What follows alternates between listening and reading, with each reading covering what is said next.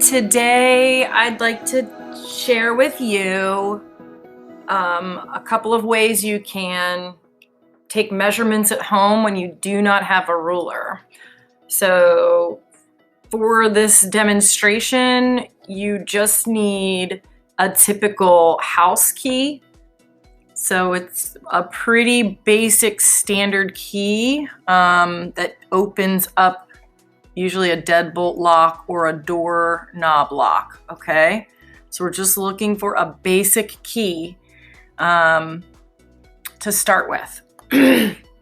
I found that when I measured the outside edge right here, I can even do this with a marker, the outside edge to the inside edge of the key, that from here to here, this space here, was 1/4 of an inch. On a ruler, 1/4 of an inch is right here. Okay, that's 1/4 of an inch. 1/4. Okay, and then I found that if I measured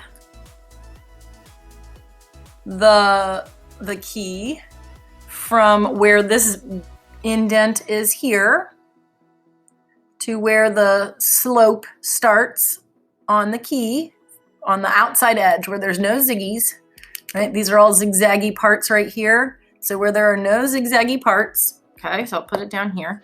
So from this corner to this part of that lift at the edge of the key, when I measured from here to here,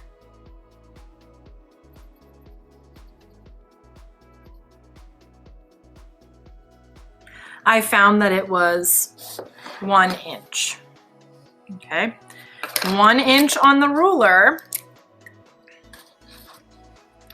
is going to be from this line at the end of the ruler, okay, to right here. And this is 1. Sometimes it's got 2 little marks like that. It says inch, or you spell the word out. Maybe not upside down, but okay. So that's one method to using measurement when you do not have a ruler.